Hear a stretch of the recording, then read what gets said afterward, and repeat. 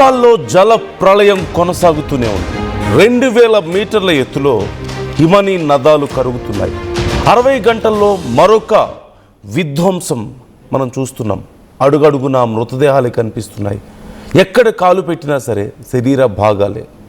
నేపాల్ నేలంతా శవాల దిబ్బగా మారిపోయింది. ఏ క్షణం ఏ కొండ పడుతుందోననే టెన్షన్ అక్కడి ప్రజల్లో కనిపిస్తుంది. ఏ నది దూసుకొస్తుందో అన్న వణుకు కనిపిస్తోంది. ఒక్క చుక్క చినుకు లేకుండా దేశాన్నే ఇలా వరదలు ముంచెత్తిన ఘటన చూసి అందరూ ఆశ్చర్యపోతున్నారు. వరద బురదలో మృతదేహాలు కొట్టుకొస్తున్న తీరు చూసి ఒళ్ళు గగుట్ పొడిచి భయంతో వణుకుతున్నారు. బీహార్, ఉత్తరాఖండ్కు భారీ వరద ముప్పు పొంచి ఉంది అంటూ ఇప్పుడు భారత్ కూడా అలర్ట్ అయింది. అమర్నాథ్ యాత్ర, చార్ధామ్, నైమిషారణ్యంలో హై అలర్ట్ ప్రకటించారు. వేల మంది భక్తుల్ని తరలిస్తున్నారు. పశుపతినాథ్ నేపాల్ను శ్మశానం చేశావు కదయ్యా అంటూ శివభక్తులు గుండెలు బాదుకొని ఏడుస్తున్నటువంటి పరిస్థితి మనకు కనపడుతోంది. ఒకసారి మనం ఇప్పటికే చూస్తున్నాం, వరుసగా వస్తున్నటువంటి ఈ వరదలు నేపాల్ మొత్తాన్ని ముంచెత్తుతున్నాయి. తీరా చూస్తే అదిగో పైన ఆకాశం చూడండి ఎంత నిర్మలంగా, ఎంత ప్రశాంతంగా ఉందో.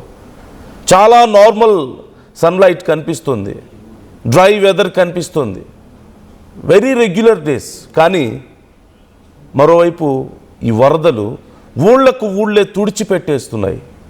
ఎప్పుడు ఎటువైపు నుంచి ఈ వరద పొంగుకొస్తుందో, ఎక్కడి నుంచి తమ ప్రాణాలకు ముప్పు పొంచి ఉందో తెలియని పరిస్థితుల్లో అక్కడి ప్రజలు ఉన్నారు. కొన్ని వేల మంది ప్రజలు అక్కడ చిక్కుకుపోయారు. ఇదేదో ఒక భారీ వర్షం వల్ల వచ్చినటువంటి ఒక ఫ్లాష్ ఫ్లడ్ కాదు. అక్కడి మంచు కొండలు కరిగి నదిలో పడడంతో, మంచు కొండలంటే మనం చిన్న చిన్న కాలువల్లో పడినట్టు కాదు కదా, ఇక్కడ మంచు కొండ, గ్లేషియర్స్, ఇన్ఫ్యాక్ట్ ఇంకా చెప్పాలంటే అవలాంచ్లు అక్కడ జరుగుతున్నాయి.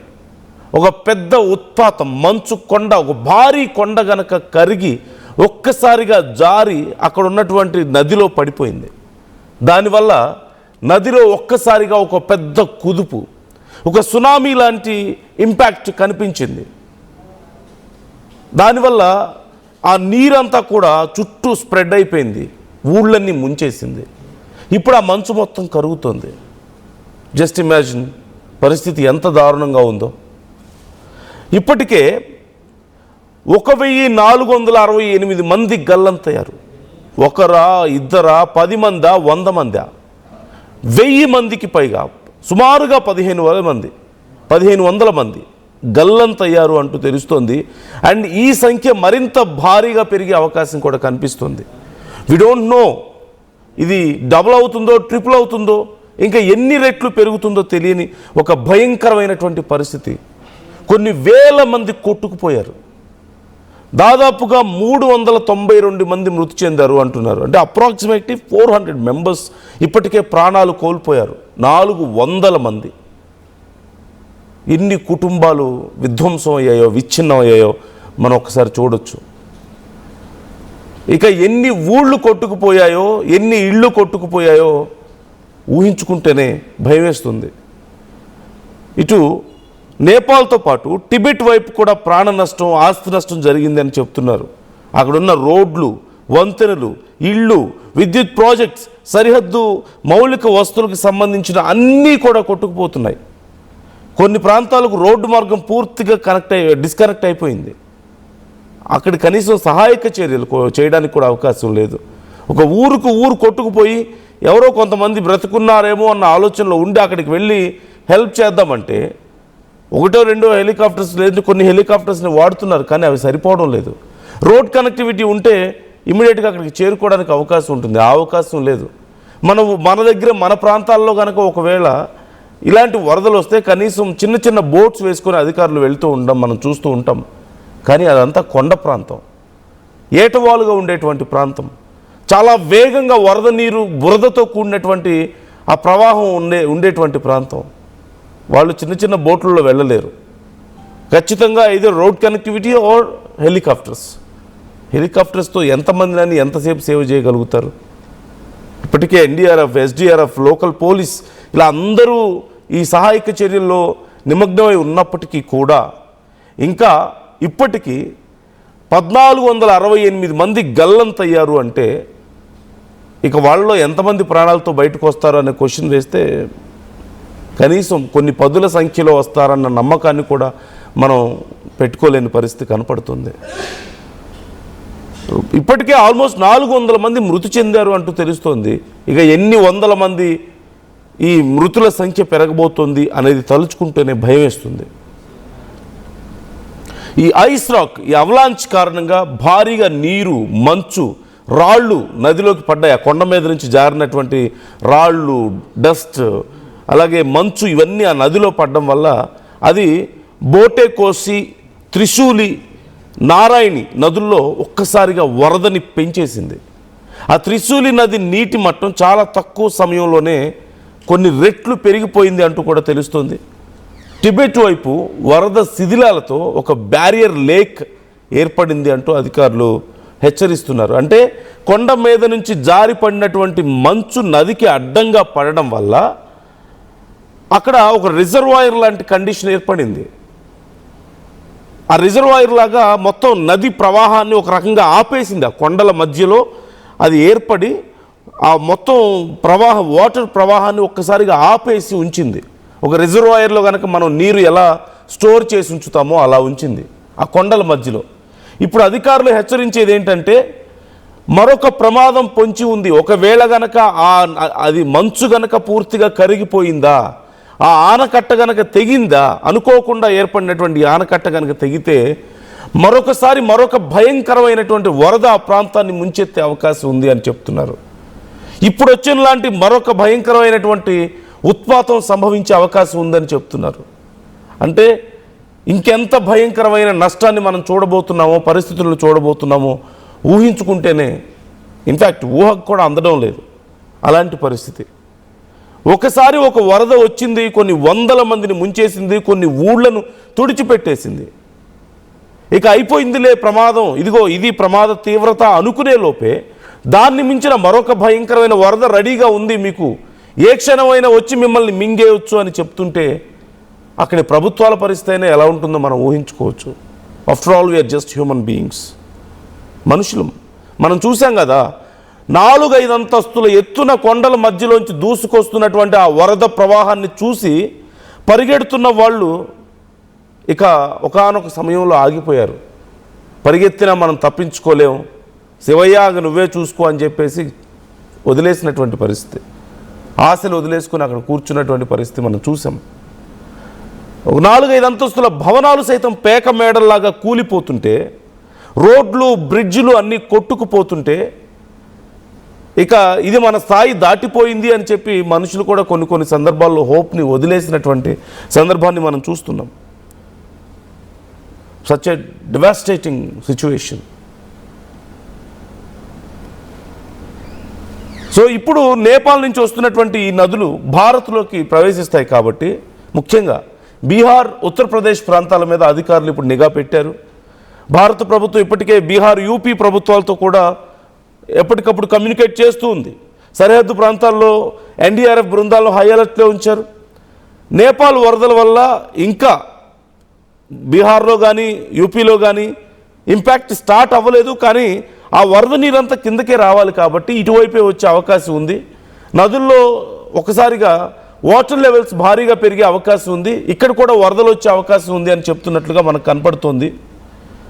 సో ఖచ్చితంగా చాలా సివియర్ ఇంపాక్ట్ ఇండియా మీద కూడా ఉండబోతోంది. ముఖ్యంగా ఈ 2 రాష్ట్రాల మీద, బీహార్ అండ్ యూపీ మీద ఉండే అవకాశం ఉందని చెప్తున్నారు. ఎన్డీఆర్ఎఫ్ బృందాలు రెడీగా ఉన్నాయి. ఇక అక్కడ నేపాల్లో పర్యటనకు వెళ్ళినటువంటి కైలాస్ మానస్ సరోవర్ యాత్రికులు అండ్ హైడ్రో పవర్ ప్రాజెక్టులో పనిచేసే వారిలో చాలామంది భారతీయులు కూడా ఉన్నారు. దాదాపుగా 290 మంది భారతీయులు ప్రస్తుతం ఆచూకీ తెలియకుండా పోయిన పరిస్థితి మనం చూస్తున్నాం. ఇండియన్ గవర్నమెంట్ కూడా ట్రై చేస్తుంది, అక్కడున్న అధికారులతో మాట్లాడుతుంది. ఎంఈఏ రెస్పాండ్ అయింది, మినిస్ట్రీ ఆఫ్ ఎక్స్టర్నల్ అఫైర్స్, అలాగే అక్కడ ఉన్నటువంటి ఎంబసీ కూడా కొన్ని టోల్ ఫ్రీ నంబర్స్ని ఇచ్చింది.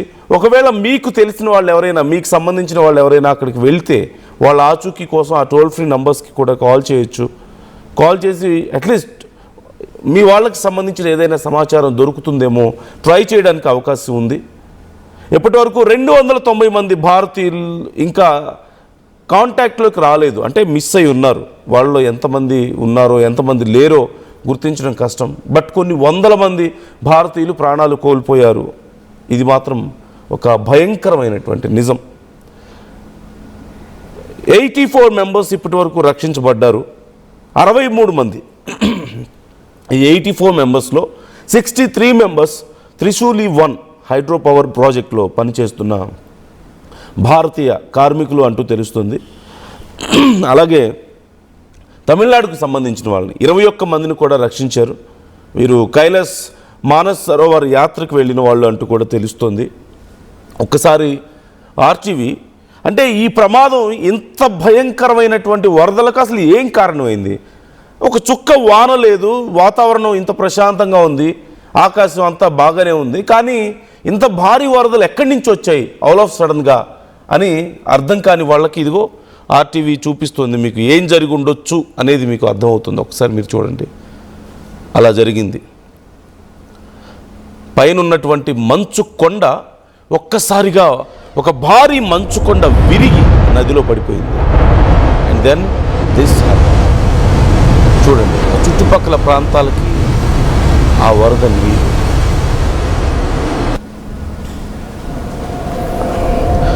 సో మనం సహజంగా సినిమాల్లో చూస్తూ ఉంటాం ఈ అవలాంచ్ కండిషన్స్, అంటే మంచు కొండలు జారి పడిపోతూ ఉంటాయి, కిందకి విరిగి పడిపోతూ ఉంటాయి.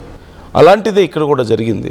ఇన్ఫ్యాక్ట్ పడ్డది కంపారిటివ్లీ అక్కడ ఉన్నటువంటి మంచు కొండతో పోల్చుకుంటే అది చాలా చిన్న ముక్క, కానీ మనకి మాత్రం అది ఆ చిన్న ముక్కే ఇంత పెద్ద ప్రమాదానికి కారణమైంది. ఇంత పెద్ద ప్రాంతాన్ని తుడిచిపెట్టేసేలా జరిగింది. అయితే ఇప్పుడు అదిగో ఆ జారిపడిన మంచులో కొంత భాగం అదిగో అక్కడ ఆగిపోయింది. అంటే ముందుకి వాటర్ రాగా కొంత బ్రిడ్జ్ లాగా అడ్డుపడింది ఆ ప్రాంతానికి. ఒకవేళ కనుక ఇప్పుడు అడ్డుపడ్డ ముక్క కనుక కరిగిపోతే, అడ్డుపడి వెనక వాటర్ని అంతా హోల్డ్ చేసి పెట్టేసింది. ఇప్పుడు ఇన్ కేస్ ఒకవేళ ఆ ముక్క కనుక కరిగిపోతే, లేదంటే అక్కడి నుంచి కనుక స్కిడ్ అయితే, మళ్ళీ ఒకసారి ఆ వాటర్ అంతా కూడా ఒక్కసారిగా ఒక ప్రళయం విరుచుకుపడే అవకాశం కనిపిస్తుంది. మరొకసారి భయంకరమైన వరద ముంచెత్తే అవకాశం కనిపిస్తోంది అంటూ అధికారులు చెప్తున్నారు. ఇది చాలా చాలా భయపెడుతుంది అధికారుల్ని, అక్కడ ఉన్నటువంటి ప్రజల్ని. ఇప్పటికీ ఖాళీ చేయిస్తున్నారు. నేను మరింత క్లియర్గా మరొకసారి ఆ విజువల్ మీకు చూపిస్తాను. ఆర్టీవీ మీకోసం ఆ విజువల్ని ఏఐతో మేము జనరేట్ చేసాం, ఏం జరిగింది అనేది మీకు బెటర్ అండర్స్టాండింగ్ కోసం. అసలు ఎలా జరిగింది ఇదంతా, ఈ కొండల మధ్యలో ఇంత పెద్ద వరద రావడం ఏంటి అనుకునే వాళ్ళ కోసం. Play it on full screen in case.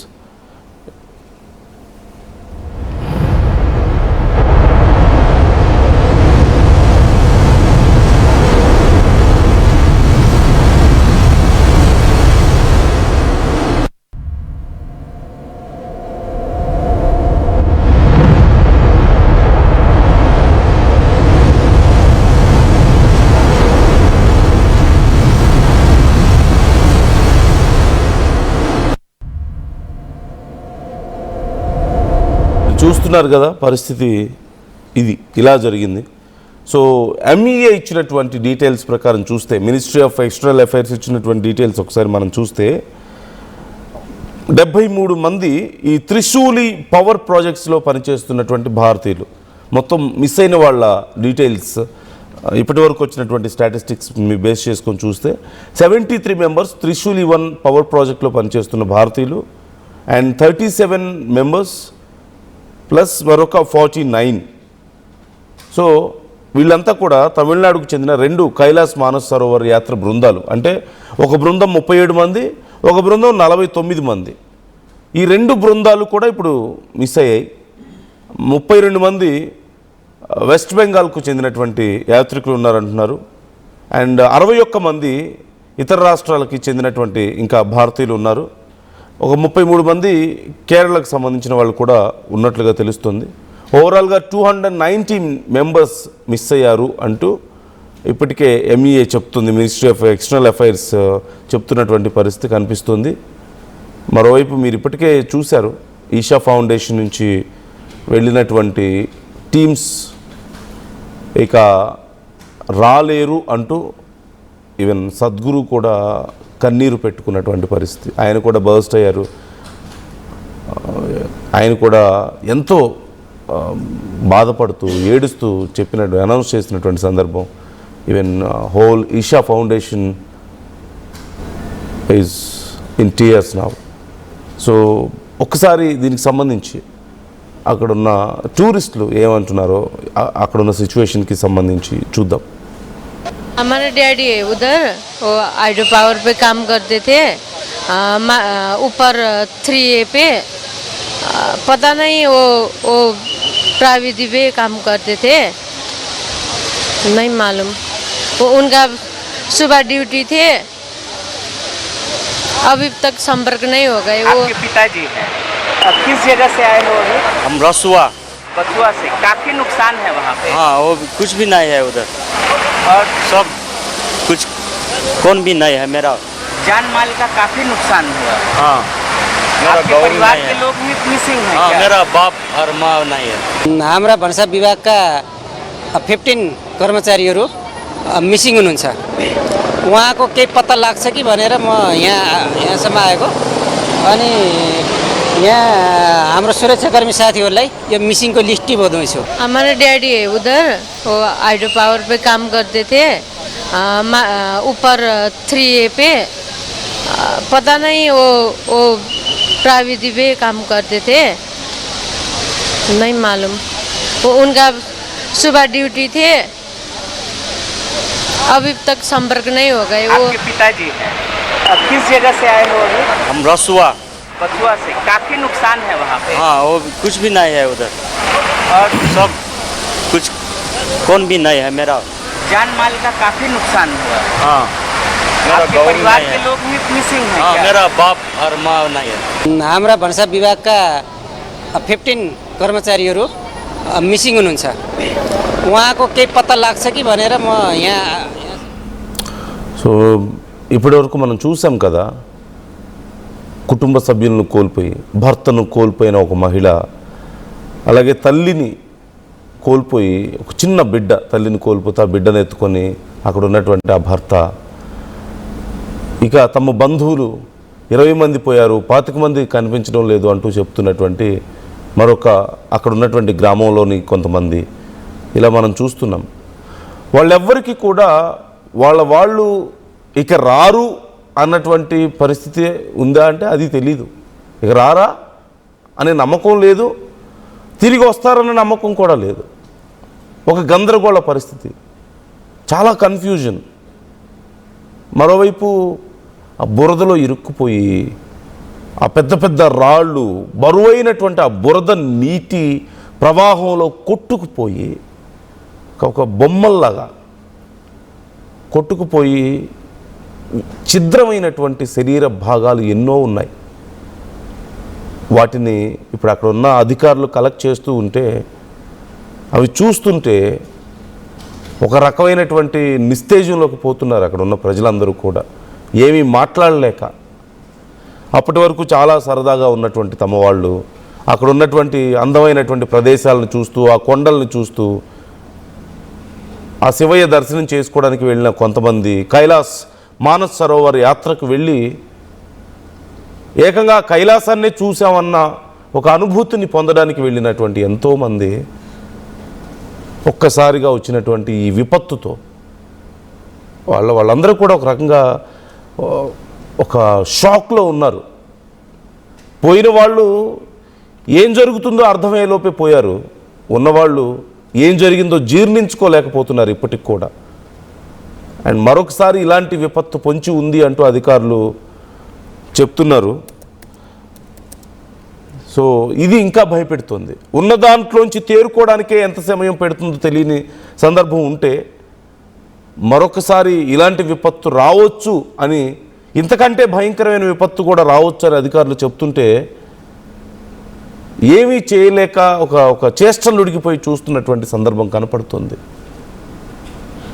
ఇంకోసారి ఇలాంటిది వస్తే ఏం చేయాలి మనం అనేది వాళ్ళకు కూడా అర్థం కావడం లేదు. ఎందుకంటే రోడ్లు జనరల్గా ఏదైనా ఒక సమస్య వస్తే ఎన్డీఆర్ఎఫ్ బృందాలైనా, ఎస్డీఆర్ఎఫ్ బృందాలైనా, స్థానిక పోలీసులైనా, ప్రజలైనా, అధికారులైనా, ఎవరైనా సరే ఏదో ఒక సోర్స్ ఉండాలి వాళ్ళకి. రోడ్ కనెక్టివిటీనో, లేకపోతే చిన్న చిన్న బోట్స్ వేసుకొని అక్కడికి వెళ్ళడానికో, లేదంటే హెలికాప్టర్స్లో వెళ్ళడానికో.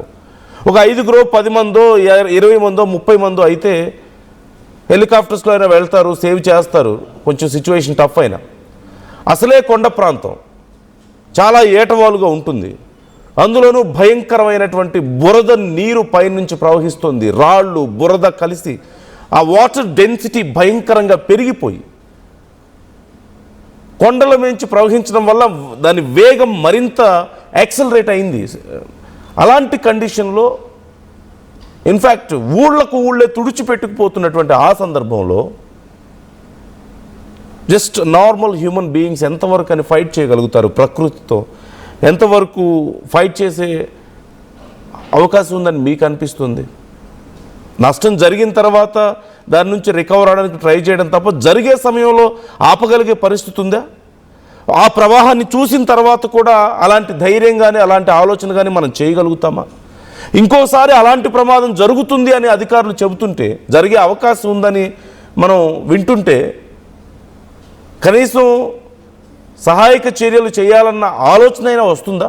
అంటే అలాంటి ధైర్యం చేయగలుగుతారా అనేదే ఇక్కడ ప్రశ్న. బట్ స్టిల్ ఆ హోప్ మన దగ్గర ఉంది, దీంట్లోంచి బయటపడతాం అనే హోప్ ఉంది. ఇంకోసారి అలాంటి ఒక నిస్సహాయ స్థితిని ఎదుర్కోకూడదు అని చెప్పేసి కోరుకుందాం. ఆ శివయ్య కాపాడాలనే కోరుకుందాం. కానీ ప్రకృతి ఒక్కసారి కన్నెర్ర చేస్తే, వర్షం పడితేనే వరదలు రావాల్సిన అవసరం లేదు. ఇదిగో మనం చూస్తున్నాం కదా, ఈ ఐస్ కరిగిపోతే ఎంత ప్రమాదం జరుగుతుందో చాలా సందర్భాల్లో మనం విన్నాం. This is just an example. ఒక నదిలో ఐస్, ఒక కొండ, ఒక చిన్న ముక్క పడితే ఇంత పెద్ద ప్రమాదం జరిగింది. ఇక మనం చాలాసార్లు విన్నాం, అంటార్కిటిక్ లాంటి ప్రాంతాల్లో ఉన్నటువంటి ఐస్ కరగడం మొదలైంది. ఒకవేళ అది కరిగి ఆ వాటర్ సముద్రాల్లోకి వెళ్తే, సీ వాటర్ లెవెల్స్ పెరిగితే ఏమవుతుంది అనేది ఇప్పటికే అధికారులు, మనం సైంటిస్టులు చెప్తే విన్నాం. Maybe this is just a small sign. అలాంటి ఒక ఉత్పాతానికి, ఊహకందనటువంటి ఒక నష్టానికి ఒక చిన్న సైనేనేమో. సో వ్యూవర్స్, మీ అభిప్రాయాలు ఏంటి అంశానికి సంబంధించి? మరొకసారి ఇలాంటి ప్రమాదం జరగవచ్చు, ఇలాంటి ఒక ఉత్పాతం జరగవచ్చు అంటున్నారు. సో దానికి సంబంధించిన డీటెయిల్స్ కూడా RTV మీకు చెప్పబోతుంది. మీ అభిప్రాయాలు కూడా కామెంట్ చేయండి, మాతో షేర్ చేసుకోండి.